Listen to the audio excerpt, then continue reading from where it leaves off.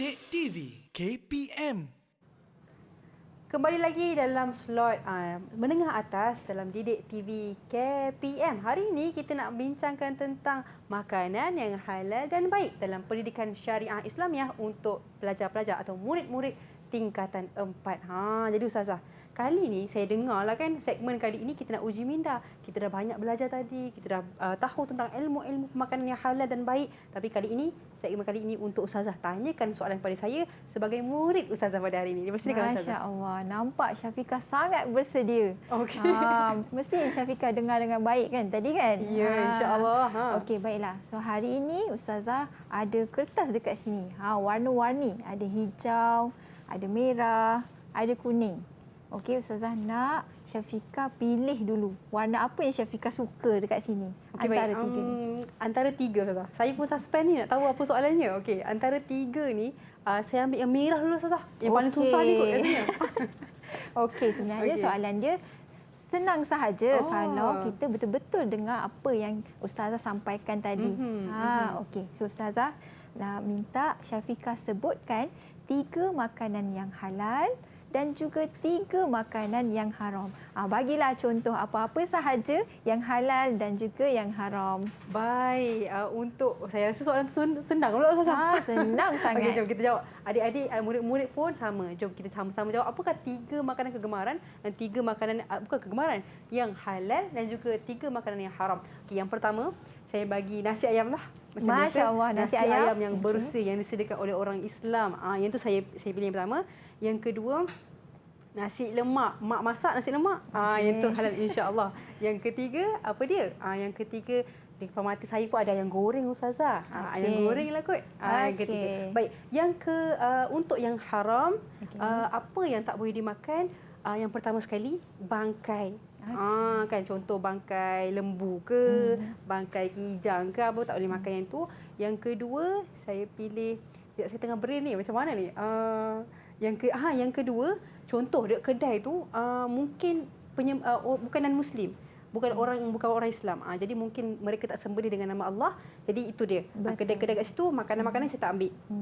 Dan yang ketiga, haram apa dia? Yang tak sihat. Atau bukan yang tak sihat. Macam mana Ustazah? Yang ketiga, yang mati tak bersama macam bangkai. Yang ketiga Ustazah, macam mana Ustazah? Okey.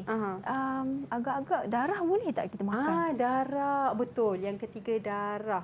Darah yang tak bersih atau mengalir kan Ustazah kan? Itu dia. Tak boleh ambil. 3 makanan yang halal dan 3 makanan yang haram. Saya bagi Ustazah. Kalau tadi 3 makanan yang halal, okey, alhamdulillah semua betul. 3/3. Oh, 3/3. Alhamdulillah. Tapi kalau yang haram tu Ustazah bantu sikit.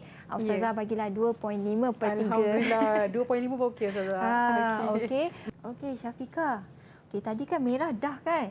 Okey, sekarang ni pilih antara hijau dengan kuning. Okey, kali ni saya pilih warna kuning. Okey, warna kuning. Okey, kita dengar baik-baik soalan ni ya. Okey, soalannya. Okey, apakah lafaz yang digunakan oleh ulama untuk mengistimbat hukum dalam kewajipan mengamalkan pemakanan yang baik dan juga halal? Apa lafaz dia? Lafaz dia. Tapi kalau soalan ni kalau saya tak ingat susah ni Ustazah kan. Jadi apa lafaz dia yang saya ingat ayat lafaz kulu, kaf, lam, waw, alif. Kulu daripada ayat surah Al-Baqarah ayat 172. Okey, bagus ya Syafiqah. Memang sangat cepat belajar dan memang senang ingat. Okey. Alhamdulillah. Jadi soalan ni Ustazah tanya lafaz sahaja. Ya. Okey, kulu. Tapi biasanya di dalam peperiksaan jarang-jaranglah pemeriksa tanya tentang lafaz sahaja. Mungkin bahagian objektif mungkin ada, tapi di bahagian subjektif dia akan macam yang Ustazah terangkan sebentar tadi. Kalau kita nak jawab soalan bahagian subjektif, mestilah ada 4 perkara. Ustazah ulang balik supaya murid-murid ingat balik apa dia 4 perkara tersebut. Yang ingat tak murid-murid? Okey, yang pertama, mestilah ada lafaz kulu tadi. Okay, yang kedua, mestilah ada huraian lafaz iaitu fi'lul am yang menunjukkan ia adalah perintah. Yang ketiga ialah kaedah usulul fiqh yang menunjukkan ia adalah wajib untuk kita mengambil makanan-makanan yang halal dan juga baik. Yang terakhir mesti ada kesimpulan hukum. Okey, iaitu kesimpulannya kita sebagai umat Islam wajib untuk mengambil makanan yang halal dan juga baik. Baik. Okey, Itu dia. Saya dapat seterusnya. berapa markah Ustazah itu? Okey. Tadi Ustazah bagi satu soalan sahaja, Ya. lafaz satu kan? Ya. Okey, satu persatu. Alhamdulillah. Okey, markah penuh. Markah penuh. Okey, terima kasih Ustazah. Okey, seterusnya soalan tadi merah dah. Kuning pun sudah. Iya. Tinggal yang hijau. Mhm. Okey, Ustazah tanya terus Boleh, ya. Ustazah, tanyakan. Okey, apakah kepentingan menjaga pemakanan yang halal dan baik dalam pembentukan syahsiah? Okey. Ustaz nak berapa? Okey, boleh tak bagi Ustazah 2 je? Oh, 2 je. Dua Saya cuba sahaja. Ustazah, saya cuba. Okey. Yang pertama sekali tadi, yang saya ingat tadi tentang metabolisme. Okey. Ataupun tentang kesihatan diri kita sendiri. Jadi kepentingan untuk kita mengambil makanan yang baik serta bagus ni sebenarnya halal dan tayyiban adalah kerana kita nak tingkatkan metabolisme diri kita. Kerana apa? Kerana kita nak mudahkan urusan kehidupan kita, kan kesihatan. Tak payah fikir dah sakit-sakit tu, tak ada dah. Kita nak fikir sihat insya-Allah. Dan yang kedua, kepentingan yang seterusnya yang saya boleh bagi kat Ustazah untuk mendapat doa kita dimakbulkan oleh Allah dan juga untuk kita mendapat rahmat serta hidayah daripada Allah Subhanahu Wa Taala. Betul ke tak Ustazah? Wah, hebatnya Syafiqah. Kalau macam tu Ustazah bagi 4/4. 4/4. 2 markah, 2 markah. Ya, 2 markah. Satu isi yang pertama tu 2 markah. Satu isi yang kedua itu ialah 2 markah. Ustazah sebenarnya, Ustazah nak terangkan sedikit bagaimana kamu untuk menjawab soalan ini. Okey, jadi kita perlu letakkan isi dan juga huraian. Kalau kita nampak sahaja soalan jenis fakta sebegini, kita perlu letak isi dan juga huraian. Jika dia minta 2 kepentingan, jadi kita bagi 2 kepentingan, isi huraian, isi huraian. Kita tak boleh bagi, okey kita, senangnya soalan ni. Jadi kita pun bagi 5 isi. Tapi tak ada huraian. Dapat tak markah penuh? Tak dapat. Okey, sebab apa? Sebab tak ada huraian. Jadi macam Syafiqah sebutkan tadi, alhamdulillah dapat markah penuh. Ada isi dan juga ada huraian. Tahniah Syafiqah. Okey Ustazah, disebabkan saya dah jawab semua soalan Ustazah. Ustazah macam mana Ustazah? Prestasi saya pada hari ini dalam menjawab soalan Ustazah. Okey, sebenarnya Ustazah bila Ustazah tambah-tambah semua, soalan-soalan tadi, jawapan-jawapan tadi, markah-markah tadi Ustazah bagi 99.5 peratus. Jadi markah tersebut boleh dapat A+.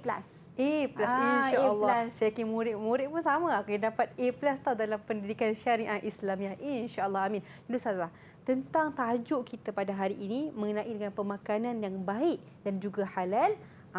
Ya Ustazah, mungkin ada rumusan tentang topik kita, mata pelajaran kita pada hari ini. Baiklah. Okey, untuk rumusan kita pada hari ini Ustazah simpulkan kepada 3 poin. Okey, yang pertama, kita sebagai umat Islam wajib untuk mengamalkan pemakanan yang halal dan juga baik. Jadi kita perlu lihat yang halal dan juga yang baik, bagaimana kondisi sesuatu makanan, bagaimana ia disembelih. Jadi kita perlu lihat status halal dan haram sesuatu makanan. Yang kedua ialah kita perlu mengelakkan makanan yang haram dan juga makanan yang syubhah.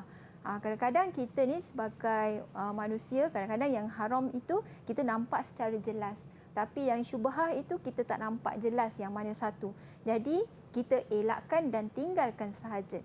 Okey, dan yang terakhir, yang ketiga, kita sebagai orang Islam yang mengikut perintah Allah, kita hendaklah menyemak, merujuk kepada pakar.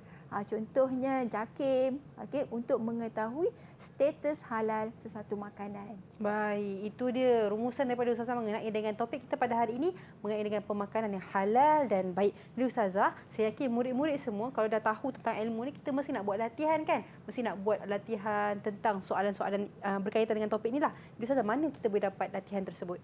Okey, murid-murid boleh dapatkan latihan-latihan daripada website Sumberku. Di sana murid-murid dapat banyak latihan tentang mata pelajaran pendidikan syariah Islamiah, dan tajuk ini pun banyak juga latihan. Baik, insya-Allah. Terima kasih sekali lagi Ustazah kita pada hari ini. Sama-sama. Ustazah Syakira, mudah-mudahan dipermudahkan urusan, dan terima kasih juga kepada semua murid-murid yang menonton kami sehingga ke hujung rancangan. Jadi pastikan manjada wajada, buat yang terbaik segalanya. Jadi kita tutup dengan Assalamualaikum warahmatullahi wabarakatuh. Waalaikumsalam.